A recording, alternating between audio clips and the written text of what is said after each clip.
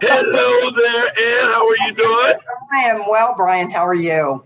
Fantastic. I appreciate you taking some time out to spend with Happy me. to, happy to do it. I think this is the coolest idea ever. I was just tickled when Megan said that you were going to do it. I just think it's such a great idea.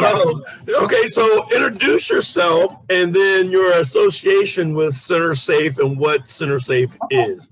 Great. Before I do that, I'm going to put my phone on Do Not Disturb so it won't ring in here. Hang on just one. All right, that's fine. There we go. All right. Yeah, so introduce yourself and explain CenterSafe and your role in it. Great. I'm Ann Ard. I'm Executive Director of CenterSafe. We are a proud partner of United Way, and we provide services to people who have experienced dating and domestic violence, any kind of relationship violence, sexual violence, or stalking. And we've been doing that for almost a little over 40 years. Did you have a different name before? We did. We were the Center County Women's Resource Center for most of our life. And then about 3 years ago, we were hearing from folks that we needed to be a little more inclusive.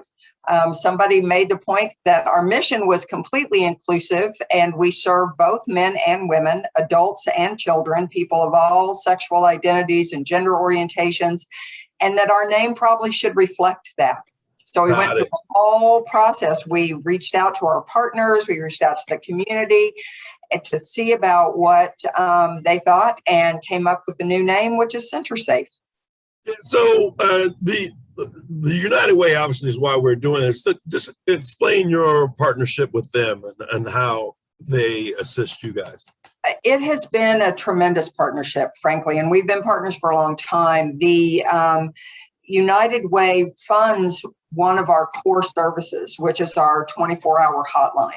And the hotline really is the gateway to every other services. Most of the people who access our shelter or our counseling services or our legal representation, any of that stuff, they come at it through the hotline. So it's really the doorway through which people get to us. And United Way funds that for us. So that's essentially funding the person the people that have to sit there 24/7. Right, answering the phone. And not only that, but it funds their training, because we require them to have, so we work a lot with volunteers, but they have to go through pretty extensive training. They have to have 80 hours of training, and then they have to make another commitment that they will provide 100 hours of service for their first year. They do 4 shifts a month. So it helps us get those folks trained appropriately. Yeah, that was going to be my question: is what kind of training does it entail? So it is involved. It is very involved. And so your services, there is no, people aren't paying for your services, correct? No, all of our services are completely free. They're provided by folks who are professionals, and they are confidential, absolutely confidential. If you come to us and share your very most difficult stories with us, it goes nowhere else. It stays with us unless you ask us to tell somebody else. How many people, families would you think you average, like let's say per month? Well, I haven't ever broken it down by month. And how about year? For the year, we provide service to probably 1,500 people every year. Yeah, so probably 2/3 of those are domestic violence survivors, and the other third are sexual assault survivors.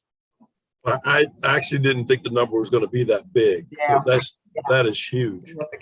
And just the results that you must see some life-changing transformations with your clients.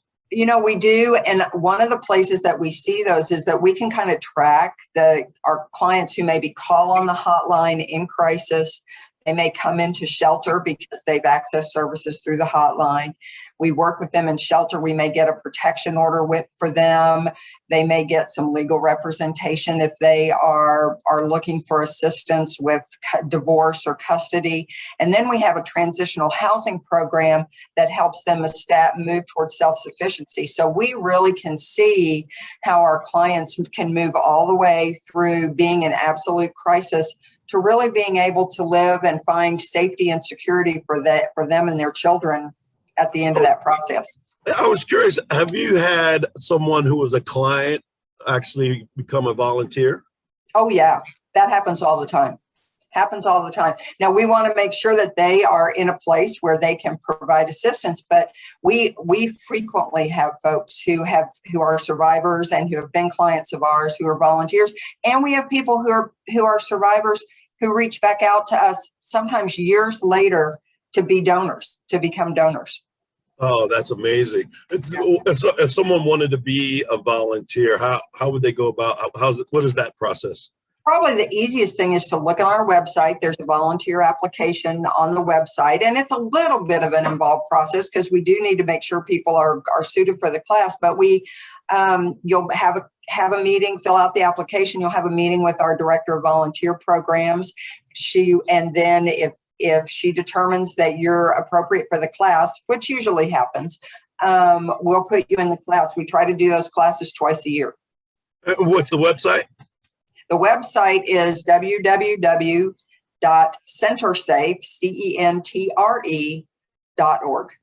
Awesome. So you're a partner with the United Way. Do you work with any of the other United Way partners? All the time. And one of the things that is really amazing to me about United Way is the way that United Way facilitates that. They really encourage our collaboration. I'll give you an example.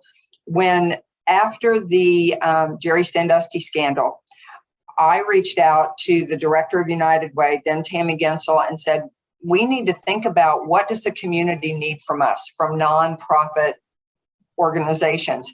And we came together and worked with us and the Youth Service Bureau and the United Way came together and worked on creating an environment where we could bring the Stewards of Children program to the county. And to this point, you'll hear the YMCA people talk about this, but we were active partners in that as well. And we've trained over 5,000 people in the county on how to recognize and prevent child sexual abuse. So that's a real concrete example of the ways that we work together. But, we work with the food bank, we work with the Y, we work with Youth Service Bureau, and United Way just is kind of the hub at the center of that wheel. Yeah, I'd always heard about the United Way. This is going back now. And, once Megan got involved, I was paying attention. I just had no idea how wide their net was in the community. Unbelievable. And there used to be a statistic, and I think this is probably still true, that 1 in every 3 Center Countyans has had contact with a United Way agency. And I believe that. Yeah. Yeah. No kidding. So you gave the website, but if someone wanted to engage with your sparkling personality, like your phone and email.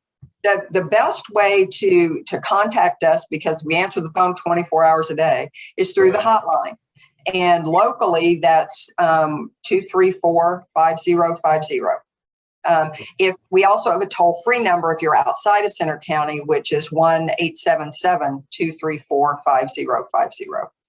Well, I can't thank you enough for taking the time, and thank you even more for what you're doing for the Center County community. I think it's amazing.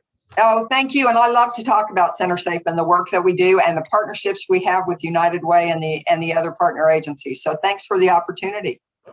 You have a fantastic day and great. Have a fantastic rest of the fall, actually. Thank you. Thank you, Brian. You too. And we matched today. Did you notice? Yeah, you got the memo. I love my pastels. I'm not going to lie. I know. You have a great day. Thank you. Take care. I'll see you. Bye-bye.